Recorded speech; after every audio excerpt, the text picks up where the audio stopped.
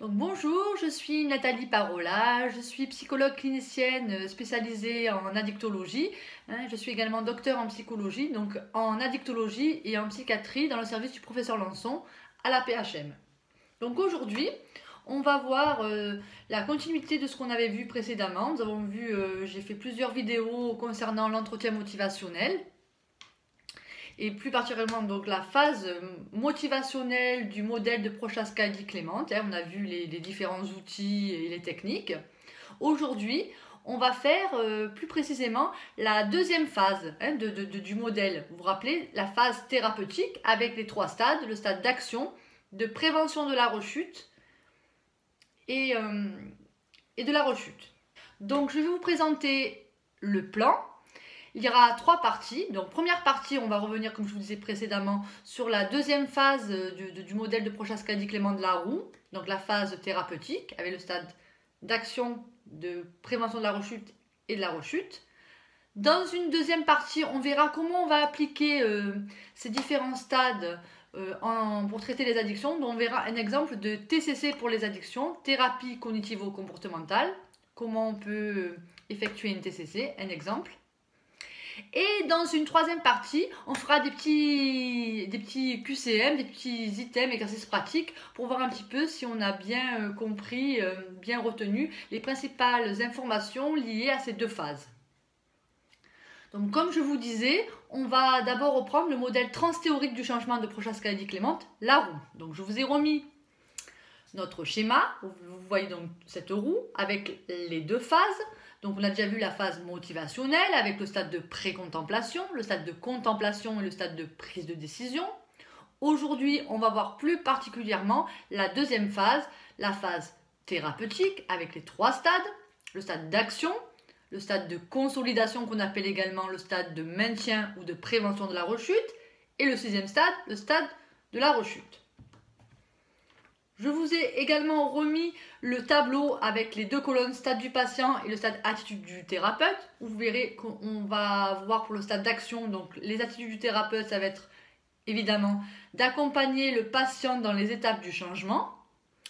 Dans le stade de maintien prévention de la rechute, donc évidemment également, on va aider le patient à identifier les stratégies de prévention de la rechute. Donc on verra comment et quelles stratégies on va pouvoir l'accompagner et lui proposer. Et le sixième stade, le stade de la rechute, évidemment, donc aider le patient à retourner dans un processus de changement, sans qu'il culpabilise et qu'il revienne surtout dans la motivation au changement. Donc on va revenir sur le stade d'action. Donc le stade d'action, on va vraiment accompagner le patient dans son changement. Donc là, les patients, normalement, ont décidé d'arrêter leur addiction et se sentent de plus en plus capables de le faire, et donc comme on dit nous dans le jargon, de payer le prix nécessaire. Donc là, c'est toujours très important, et c'est pour ça qu'existe ce modèle du changement. Nous, thérapeutes, il faut absolument vérifier que votre patient est bien dans le stade d'action. Sinon, ça va être difficile et forcément, ça ne fonctionnera pas et le patient peut être perdre de sa motivation. Donc on vérifie bien qu'il est au stade d'action. Donc ce stade, c'est une étape, on dit qu'elle est particulièrement stressante évidemment parce que le patient va introduire un changement. De plus, il va aussi perdre le soutien, voire le rejet de certains de ses pairs qui ont le même comportement, par exemple, addictif que lui. Donc, il faut être là et vraiment le soutenir. Et le risque le plus important, ça va être la reprise de la consommation, de la conduite ou de la conduite addictive ou du comportement qu'il veut changer. Donc, on dit que le risque le plus important, c'est l'échec. Donc, on va pouvoir proposer, pour bien vérifier que notre patient est dans le bon stade, on peut lui demander, par exemple, on l'avait vu pour la balance décisionnelle, de lui proposer de faire une lettre, qu'il prenne le temps d'écrire vraiment, par exemple, toujours les raisons pour lesquelles il a aimé ce comportement, cette consommation, et les raisons pour lesquelles il veut rompre avec ce comportement, ce qui va lui manquer. Donc, dans ce stade d'action de Prochaska-Clément, ce qui est important pour nous lorsqu'on s'intéresse donc à un comportement addictif, lorsqu'il s'agit d'une addiction, donc on va évaluer la dépendance du patient. Donc, je vous rappelle qu'il y a 3 types de dépendances qui sont souvent liées et interconnectées. Donc il y a la dépendance physique, hein, avec par exemple les signes de sevrage lorsqu'on décide de diminuer ou d'arrêter. La dépendance psychique, hein, pour laquelle on va être vraiment là pour accompagner notre patient, hein, elle est très forte. Et la dépendance comportementale avec les habitudes de vie, les apprentissages, la gestuelle. Hein. On rappelle que pour une thérapie TCC des addictions, par exemple, quand il veut diminuer ou arrêter un comportement addictif, une conduite addictive, c'est vraiment, on va lui permettre de casser ses habitudes. Donc TCC des addictions, casser les habitudes. Donc on va voir en quoi consiste le 5e stade. Donc le 5e stade, c'est le stade de maintien, de prévention de la rechute, ou aussi de consolidation. Donc là, à ce stade, le patient a établi le changement correspondant à l'arrêt d'addiction. Il a accepté de payer le prix, hein, entre guillemets, et commence à toucher les bénéfices en quelque sorte. Le risque principal, ça va être la rechute. Donc on est là encore pour accompagner notre patient. Et à ce stade, le patient va commencer à voir les bénéfices de ce changement. Il faut vraiment qu'il maintienne le changement pour lui permettre de favoriser son autonomie et de changer ainsi son style de vie et d'améliorer sa qualité de vie. Donc en général, également à ce stade, le patient va se sentir plus sûr de lui. Le niveau de tentation va également diminuer.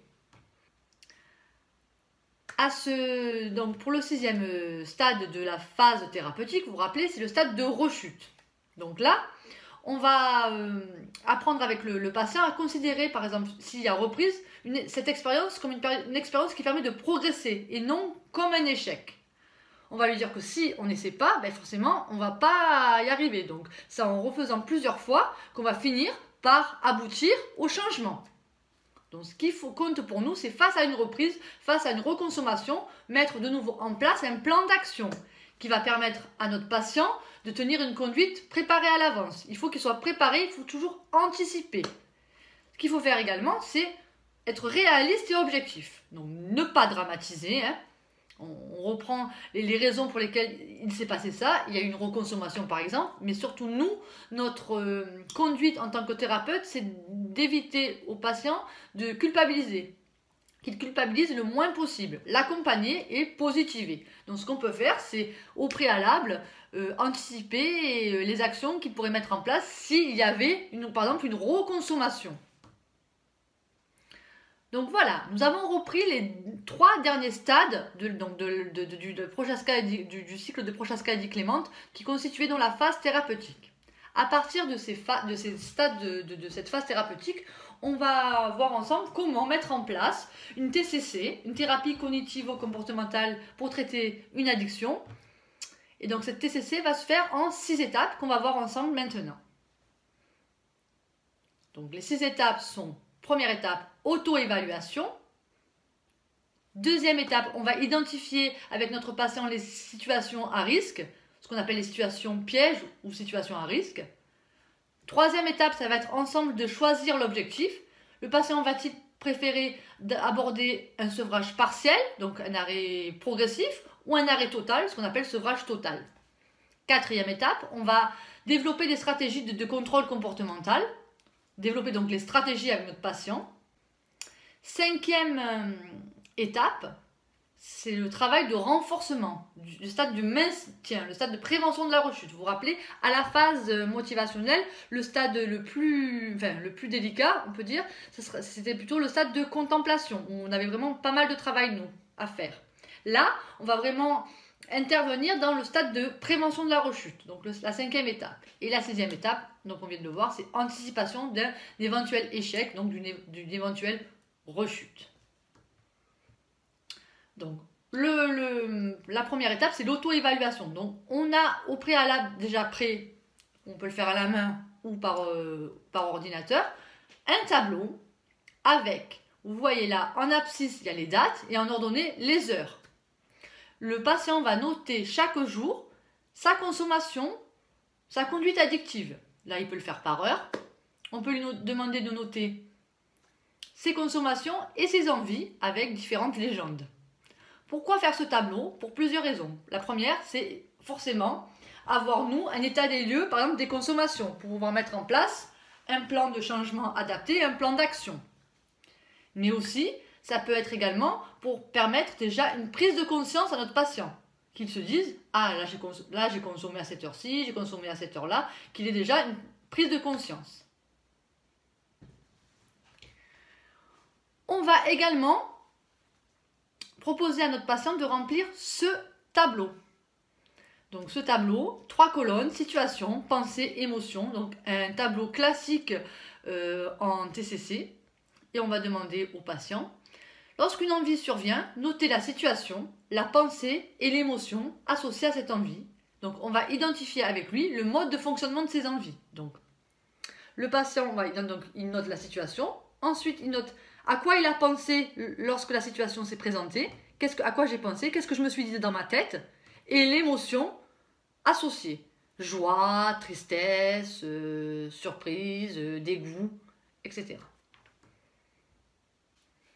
On peut également, à ce stade, lui proposer de répondre à 3 types de questions qu'on va voir ensemble. Donc pareil, il peut répondre chez lui ou répondre en séance avec lui. On peut répondre ensemble donc. Ce que je pense est-il réaliste? Quels sont les risques que cela se réalise? Deuxième question, ce que je pense est-il juste? Quelles sont les preuves que cela va arriver?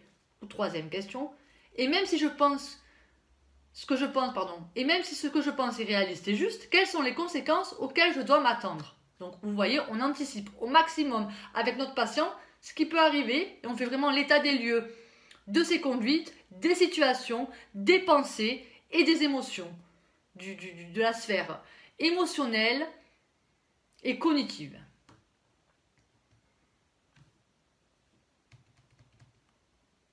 Donc là, on était dans la première étape, deuxième étape. Deuxième étape, on va identifier les situations à risque avec notre patient. Donc encore, on continue l'anticipation. Donc si on prend l'exemple d'une addiction à l'alcool, on va par exemple évaluer les prises de boissons alcoolisées et on va repérer les situations où le patient est tenté de boire ou boit. Donc je vous ai mis un exemple d'un questionnaire des habitudes de prise de boissons alcoolisées d'après la clinique de Saint-Salvador. Donc c'est un questionnaire qu'ils ont effectué et qui est très intéressant et très pertinent avec plusieurs exemples de situations. Donc là, le patient va cocher. Il m'arrive de prendre un verre lorsque je rencontre l'une ou l'autre personne, lorsque j'ai des ennuis pour les oublier, par habitude, ou quand je me sens seule, pour le goût agréable, lorsque je dois faire une chose inhabituelle, par goût, ce qui est devenu une habitude, pour éviter des tremblements, quand je me sens abandonnée, lorsque j'ai des difficultés que je ne supporte pas, pour accompagner un repas, parce que j'ai plaisir à boire, pour me remonter le moral, enfin. Il y a plusieurs situations et là, le patient va les cocher et ça va nous aider, nous, à avoir plus d'informations au niveau des habitudes gustatives, sociales, au niveau de son état anxio-dépressif, est-ce que ça le stimule, etc. À vous de voir et que ça vous apporte le maximum d'informations pour la suite.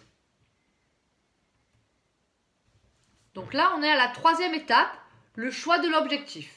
Donc le choix de l'objectif, vous vous rappelez, c'était arrêt progressif ou arrêt total. Alors, souvent, le patient va vous demander, va opter plutôt vers un arrêt progressif.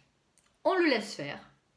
On voit ce qui va se passer. De toute façon, le patient est motivé, il va essayer comme ça, parce qu'il se sent plus motivé et plus sûr de lui. On sait en général que ce sera la première fois où il va tenter l'expérience et que ensuite, souvent, il va revenir sur sa décision et opter dans un second temps pour un arrêt total. Donc, choix de l'objectif. Donc, on va demander au patient qu'est-ce qu'il désire et comme je vous le disais tout à l'heure, souvent, il va choisir l'arrêt progressif et contrôler sa consommation. On le laisse faire, on fait l'auto-enregistrement des consommations, le contrôle de ses envies, etc. Et si l'objectif venait à échouer, on revient sur le choix de l'objectif et là, souvent, notre patient va opter pour l'abstinence totale à ce moment-là. Ce qu'il compte, c'est d'accepter les objectifs du patient en prévenant de risque d'une abstinence incomplète. Sinon, si on lui impose, nous, d'entrer l'abstinence totale, qu'est-ce qui va se passer? Le patient n'aura pas la motivation escomptée et surtout, il va s'en aller. Il va partir et il ne restera pas donc on risque donc la fuite du patient et il ne rentrera pas dans notre modèle de changement et dans la thérapie, donc ça ne sert à rien. Donc à ce stade, on va faire ce qu'on avait vu précédemment, le plan de changement. Donc là pareil, ce sont 6 questions que l'on a nous déjà préalablement écrites sur un document. Le patient peut le faire en exercice à domicile ou en séance. Donc nous allons voir les 6 questions que vous connaissez déjà normalement. Première item, les changements que je veux faire. Deuxième item, les raisons primordiales qui me motivent à faire ce changement sont. Troisième item, les étapes que je planifie d'entreprendre pour changer sont. Quatrième item, la façon dont les autres peuvent m'aider sont. Si le patient est accompagné ou si autrui est aidant. Attention, entre parenthèses, à vous de voir. Cinquième item, je saurai que mon plan fonctionne si. À quoi je vais voir que je suis sur le bon chemin, que je continue comme ça. Sixième item, les éléments qui peuvent interférer avec mon plan de changement sont les obstacles. Est-ce qu'il y en a encore? Donc là, à cette phase, on va lui demander de remplir également le tableau des situations, les 3 situations à plus haut risque au niveau des envies.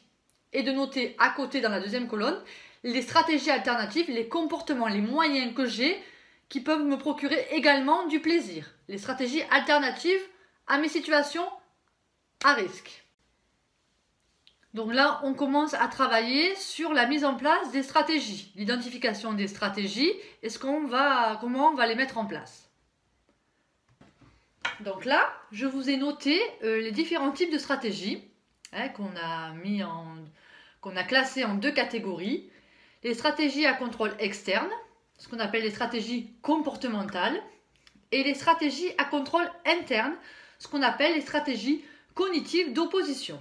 Donc on va voir d'abord dans un premier temps les stratégies comportementales, donc à contrôle externe. Donc il y a 3 types. Les stratégies donc on peut appeler l'évitement et contrôle du stimulus, contrôle de la situation, de ce qu'on veut éviter. On peut aussi utiliser comme stratégie comportementale s'assurer de la participation d'un tiers, d'un aidant. Il y a aussi comme stratégie comportementale à contrôle externe le traitement médical, les anxiolytiques, les hypnotiques. Deuxième catégorie de stratégies à contrôle interne, ce qu'on appelle les stratégies cognitives d'opposition. Donc là, il y a par exemple la reformulation quotidienne de la décision. On se répète dans sa tête ce qu'on compte faire, notre plan de changement par exemple, notre objectif. Deuxième type de stratégie cognitive d'opposition qu'on va revoir tout à l'heure, ce qu'on appelle déclenchement d'un comportement inhabituel, c'est-à-dire par exemple les exercices de relaxation. On peut aussi également le changement de lieu, le contexte, donc les exercices de relaxation, la méditation. Dans le changement de lieu, donc on a vu, on est toujours là, on revient sur les stratégies de contrôle interne. On a vu reformuler quotidiennement la décision, déclenchement d'un comportement inhabituel avec les séances de relaxation ou de méditation en pleine conscience. Pour le changement de lieu, je vais vous donner quelques exemples.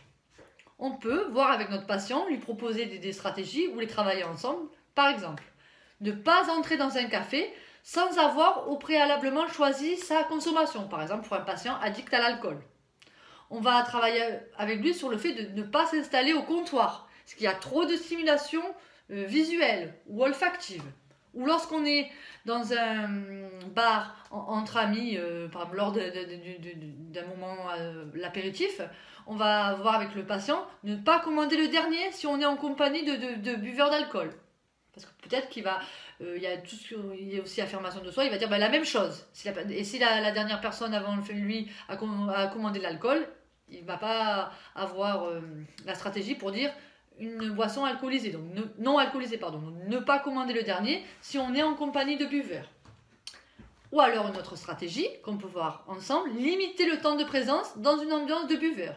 Ou si vous ne sentez pas, vous sentez que l'envie est trop forte, vous quittez le lieu. Troisième technique toujours à contrôle interne, les techniques d'affirmation de soi et de gestion du stress. Donc gestion du stress, ça fait des exercices de respiration. mais aussi d'affirmation de soi, on vient de le voir tout à l'heure, donc savoir dire non, apprendre à faire un refus, mais aussi apprendre à recevoir une critique. Donc, si on revient sur les stratégies à contrôle externe, donc les stratégies comportementales, donc on peut travailler avec les patients sur plusieurs de ces stratégies et les guider pour les trouver. Donc il peut y avoir une activité brève, par exemple si l'envie survient, vous pouvez par exemple boire une boisson fraîche, donc non alcoolisée bien sûr, manger un fruit, se laver les dents. Lorsque l'envie arrive aussi, ce qui marche pas mal, c'est par exemple prendre une douche, un bain. Il y a évidemment par exemple pour le tabac, nicopatch, prise de substitut nicotinique. Ou alors, ce qui est aussi très pertinent et qui fonctionne très bien, c'est l'activité sportive. Donc faire du sport. Ce que je vous ai dit aussi, les exercices de relaxation. Mais également, vous sentez que l'envie arrive, vous pouvez appeler une personne, parler à une personne soutenante. Donc je vous rappelle que on dit que les envies surviennent par vagues. Donc l'envie peut arriver, du coup l'envie est forte, on va décider d'appeler quelqu'un par exemple au téléphone, discuter avec cette personne, et quand on va raccrocher au bout de par exemple 5 minutes, on va se rendre compte qu'en fait l'envie est repartie, comme elle est venue. Donc on va prendre un exemple, par exemple, souvent le stimulus, le café est associé à la cigarette. Je bois, donc je vais avoir envie de fumer la cigarette parce que c'est à ce moment-là que j'ai l'habitude de fumer ma cigarette lorsque je bois mon café. Donc comment travailler, donc ce qu'on appelle le contrôle du stimulus, comment travailler cette situation avec notre patient. Donc on va déjà travailler sur le fait que peut-être utiliser quoi comme stratégie? L'évitement. Éviter de boire du café. On va éviter dans un premier temps cette boisson. Ou alors, la stratégie de la substitution. Remplacer le café par une autre boisson chaude, infusion, thé. Ou alors, la stratégie du changement. Modifier la situation déclenchante, modifier le contexte. On va se rendre compte que le contexte est associé à l'envie qui survient. Donc prendre son café dans un autre endroit, dans une autre tasse, à un autre moment. Tout ce qu'on vous propose là, c'est évidemment des exemples. Vous pouvez en trouver d'autres de vous-même, vous adapter, être créatif. Les TCC, et en l'occurrence les TCC des addictions, c'est aussi de la créativité.